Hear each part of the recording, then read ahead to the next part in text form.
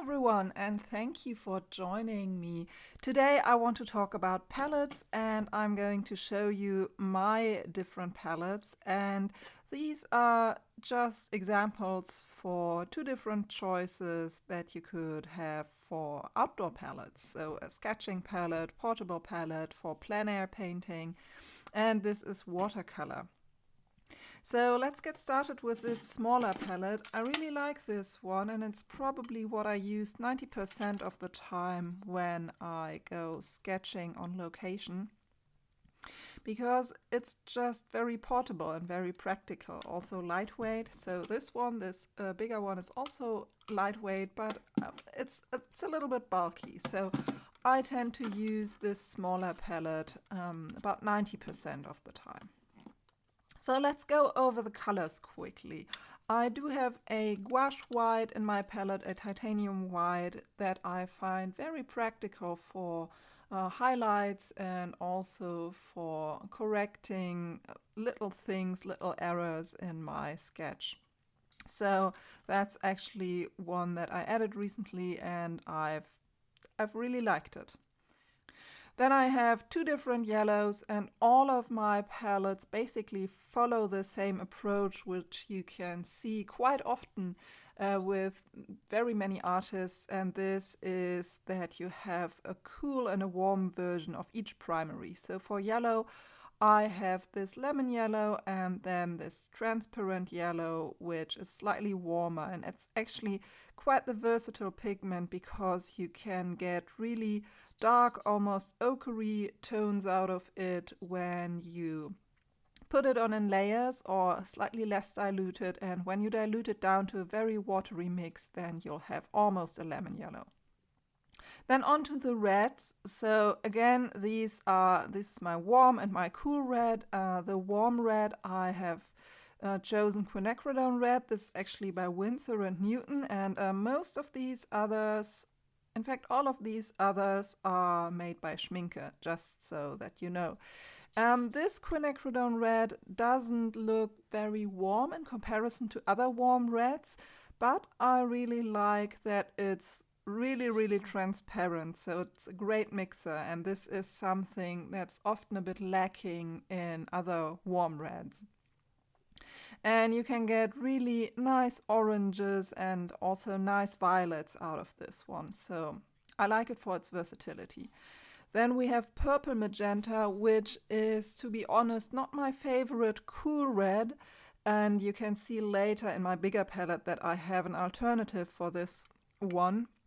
But it's a color that I wanted to use up, and so I've chosen this. And it works quite nicely. It's transparent enough for mixing, so that's what's most important for me. So I don't really use this very often without mixing it with other colors. Then we have the blues. As my warm blue, I have the very classical choice of French ultramarine. And as my cool blue, I have chosen cerulean blue, which is very nice for skies and for all kinds of soft, cool blues.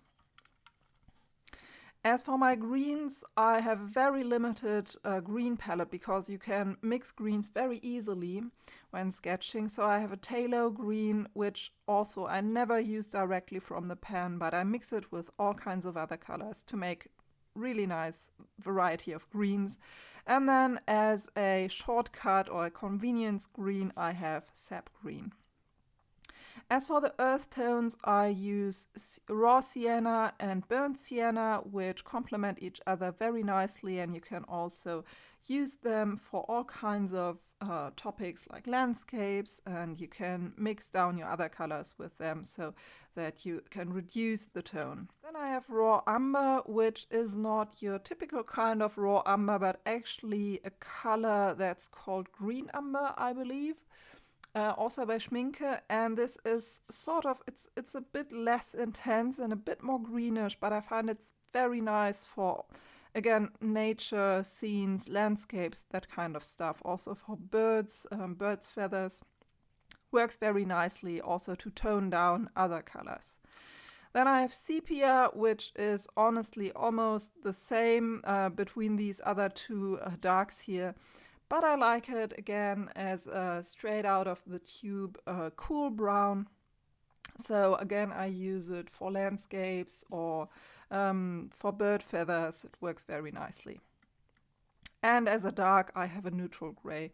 You could also use Payne's gray here. It really doesn't make much of a difference. I like this neutral gray because it's made of non-black pigments. So if used as a dark, then it's a bit less deadening. So this I find that pigments with black often have a sort of a flat effect when you use too much of them. So that's usually my choice for a gray or a dark.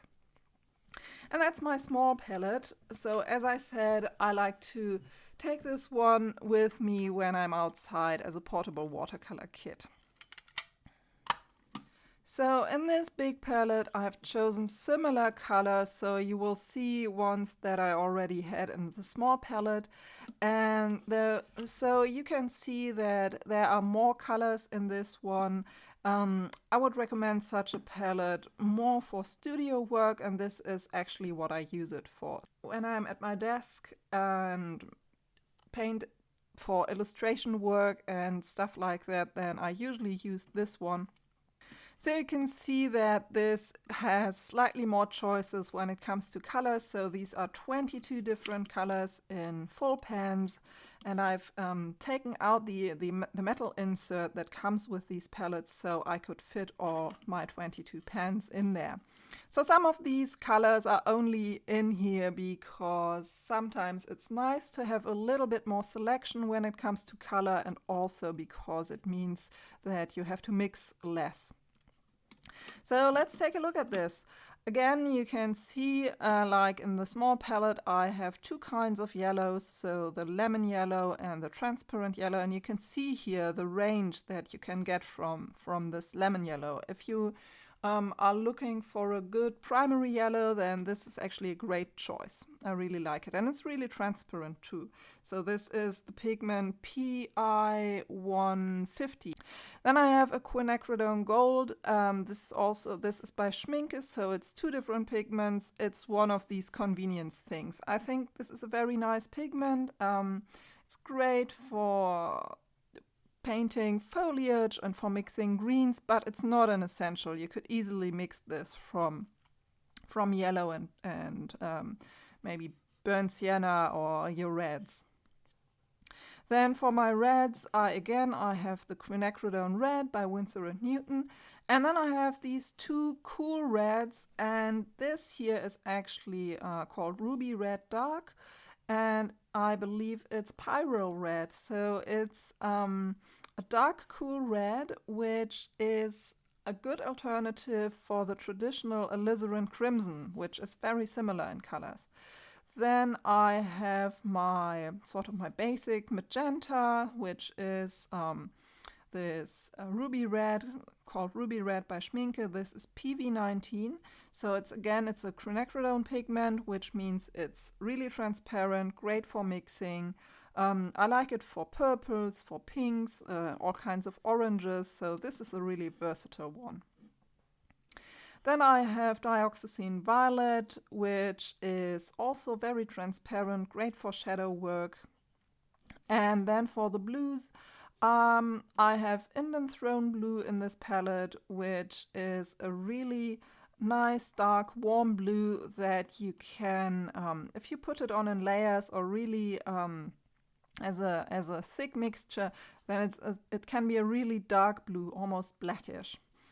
My second warm blue is Ultramarine Finest, which is a version of ultramarine that doesn't granulate much, which can be very nice for some illustration work if you don't want granulation. So as you might have noticed, a lot of these pigments in this bigger palette are non-granulating, and I actually prefer this sometimes. So in fact, the only granulating pigment might be this cerulean blue here.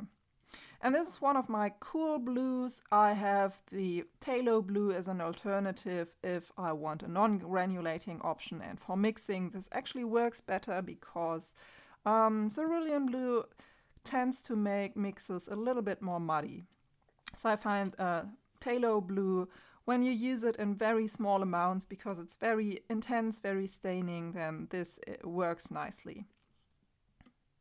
So this is my other sort of primary blue. We have this transparent yellow, then the ruby red, and the phthalo blue as my three primary colors.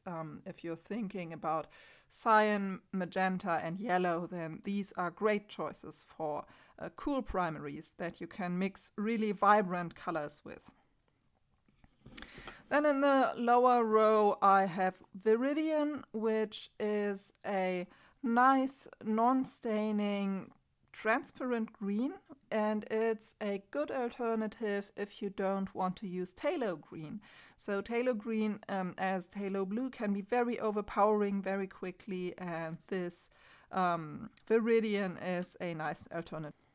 And I also believe this is slightly granulating. Then I have sap green, which is one of the convenience greens that I like to have in bigger palettes. There's really not much of interest about this. It's a middle green, it's fairly transparent, and I like to take it as a base for mixing other greens. Then I have this olive green, which is another mixed green or convenience green. It's not my favorite color ever because it's slightly chalky. So it says it's semi-transparent, but I think it's really more semi-opaque. But it's good for landscapes and sometimes or for green birds like green woodpeckers. It's very nice to use this one.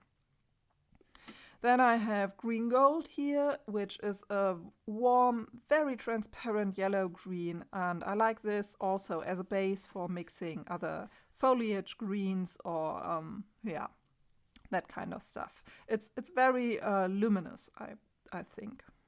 Then I have Perylin green, which is an interesting pigment because it can get really dark if you layer it or if you put down a lot of color. And so this is a staining pigment. It's, as I said, it's almost black, and I use this a lot for shadows in foliage or in landscapes, for dark and shadowy places where I don't want to use these kind of blacks.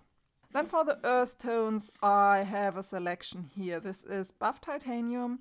I used to use this quite a lot, and now I have found that I mainly use it when I have sand or dunes, or when I paint certain kinds of birds who have this creamy tone on the feathers. But nowadays I don't use this as much, and I mainly use it to mix sort of creamy pastel tones from other pigments. So it's really nice to make a soft gray.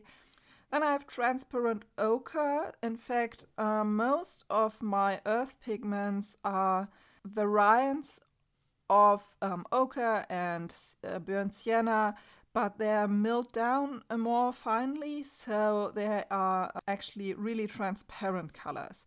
And this is also great for mixing, and I prefer these sometimes when I want to have clean mixes and a lot of layers on top of each other, to the kind of your normal burnt sienna or yellow ochre. So especially yellow ochre can be quite the muddy and opaque pigment, and this ochre is really transparent, so I really like this. And again, the transparent sienna is also really great for glazing and for mixing with other pigments. Then I have burnt umber, which is also great for landscapes, and yes, this is more, burnt umber and raw umber, these two are more true to the traditional earth pigments because they are sort of semi-opaque, and you will notice that when you use these in mixes that they sort of turn out more opaque. But I still like to have this as a warm brown and for mixing with other pigments. Then I have this raw umber, which is, so this raw umber and this buff titanium are the two pigments that I have from Daniel Smith. And I have to say, after using other raw umbers for a while, I'm really not convinced anymore of this one. But now I will use it up. It's a bit cooler than the green umber I have in my other palette. But yeah, so it's harder to mix, but I find I don't use it as often as my other raw umbers. And again, in this palette, I too have the neutral gray as my choice for a gray or for a dark. So these are all the colors in my palette. I hope this has been helpful to you. I actually have a list with all the single pigments in these two palettes that I just described, and it's on my blog. I will link it below. I hope this has given you a few ideas of what kind of colors you could use in your portable palette or your outdoor watercolor kit. You don't really need more than the colors that I've shown here in this smaller palette, and you could probably reduce these even more. And in fact, it can make for better sketches if you use fewer pigments, because you don't have that many different confusing directions in which your color can go. But I think for starting out, this is a very nice palette. And I really like the selection in this one, and I also really like to use my bigger palette when I'm in the studio. So that's it for today. I hope you found this video useful, and if you enjoyed it, then give me a like or subscribe to my channel. If you have any specific questions about palettes or portable watercolor kits, then yeah, leave a comment below. And also, if you want to see something specific that I should cover in a video, just let me know. Thank you for watching, and I'll see you in the next video. And until then, happy sketching! If you would like to learn more about setting up a custom watercolor kit for outdoor sketching, then check out my video series called Setting Up a Custom Watercolor Palette. I go into much more detail about mixing, pigment properties, and palette layouts in these videos. The whole course is 2 hours long and will explain everything in detail. And I frequently update it with the most asked questions. So come with me and learn how to set up your own sketching palette.